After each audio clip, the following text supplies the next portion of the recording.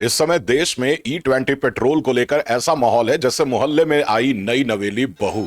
एक तरफ सरकार आरती की थाली लेकर खड़ी है कि E20 हमारा भविष्य है, आत्मनिर्भर भारत का ईंधन है, और दूसरी तरफ देश की आधी जनता अपनी बाइक का साइलेंसर पकड़कर रो रही है कि भाई साहब माइलेज ऐसी गिरी है जैसे सोमवार को शेयर मार्केट गिरता है। गाड़ी हिचकी ले रही है और ऑप्शन के नाम पर बाबा जी का ठुल्लो मिला है। लेकिन गुरु, इस पूरी महाभारत में सवाल ही हम लोग गलत पूछ रहे हैं। मुद्दा यह है ही नहीं कि E20 अच्छा है या बुरा है। मुद्दा यह है कि इंडिया में पॉलिसी लागू करने का तरीका ऐसा क्यों होता है जैसे रात को सपना आया और सुबह कानून बन गया। चलो थोड़े फैक्ट्स को चबाते हैं। भारत अपनी जरूरत का 85% तेल बाहर से मंगाता है, मतलब खाड़ी देशों से। अब खाड़ी देशों में सिखों का मूड खराब हुआ तो यहां हमारे पेट पे लात पड़ती है। इसी दर्द की दवा ढूंढने के लिए नीति आयोग 2021 में एक रोड मैप लेके आता है। हम पेट्रोल में एथेनॉल मिलाएंगे। कागज पर आइडिया एकदम कड़क है भैया। कच्चा तेल कम मंगाएंगे, विदेशी मुद्रा बचाएंगे और हमारे गन्ने और मक्के उगाने वाले किसान भाइयों की जेब में पैसा जाएगा। सब कुछ बढ़िया था जब तक कि इसकी एंट्री ग्राउंड रियलिटी से नहीं हुई।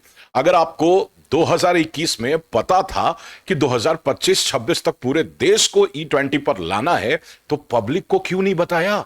कितने लोगों ने अपनी गाड़ी का मैनुअल पढ़ा है?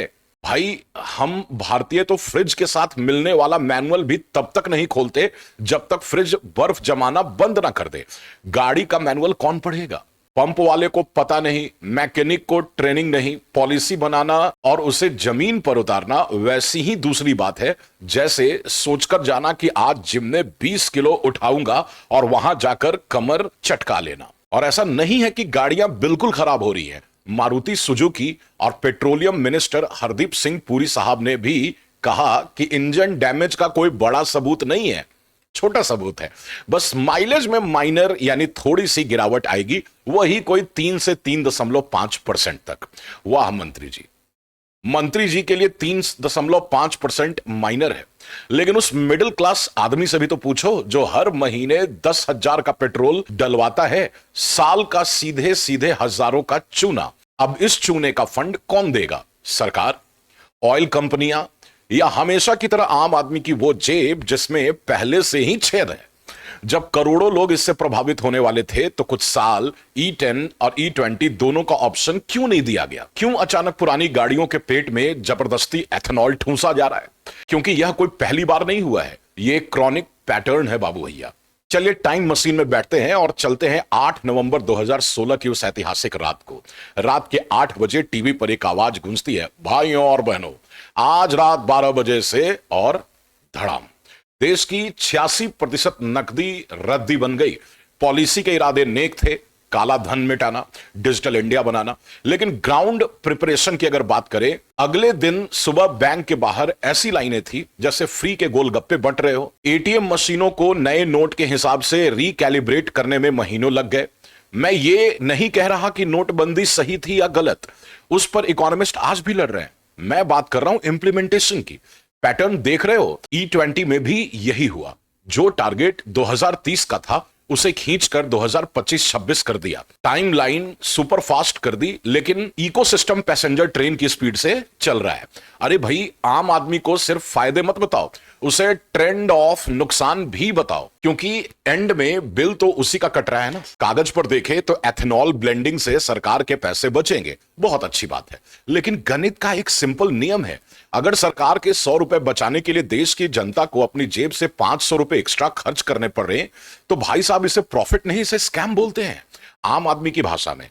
दुनिया में ब्राजील भी बायोफ्यूल यूज करता है, लेकिन उसने यह सिस्टम रातों रात नहीं बनाया, दशकों लगाए। वहां गाड़ियां, पंप और जनता सब एक साथ तैयार हुए। और हमारे यहां पिछले 10 साल के बड़े फैसले देख लो, 2016 में नोटबंदी, 2017 में जीएसटी और अब ये E20 का अचानक रोल आउट। इन सब में एक चीज कॉमन है, अनाउंसमेंट पर जोर ज्यादा, ट्रांजिशन पर कम। और इस ट्रांजिशन की ईएमआई हमेशा जनता चुकाती है। मेरी लड़ाई उस प्रेजेंटेशन वाली सोच से है जहां पॉलिसी की सफलता इस बात से तय होती है कि पीपीटी कितनी सुंदर बनी है, न कि इस बात से कि जेब में कितने पैसे बचे हैं। क्योंकि किसी भी सरकार की पॉलिसी का असली रिपोर्ट कार्ड प्रेस कॉन्फ्रेंस में, टीवी डिबेट्स में या एक्स यानी ट्विटर के ट्रेंड्स पर नहीं बनता। वो बनता है पेट्रोल पंप के मीटर पर, एटीएम की लाइन में और उस आम आदमी की जेब में जिसके नाम पर हर बार कस्में खाई जाती हैं।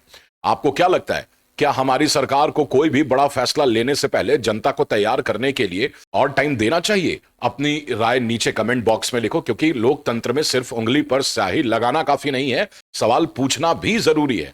वीडियो बढ़िया लगे तो लाइक ठोको, चैनल को सब्सक्राइब करो। मिलते हैं पार्ट 2 में, तब तक के लिए जय हिंद।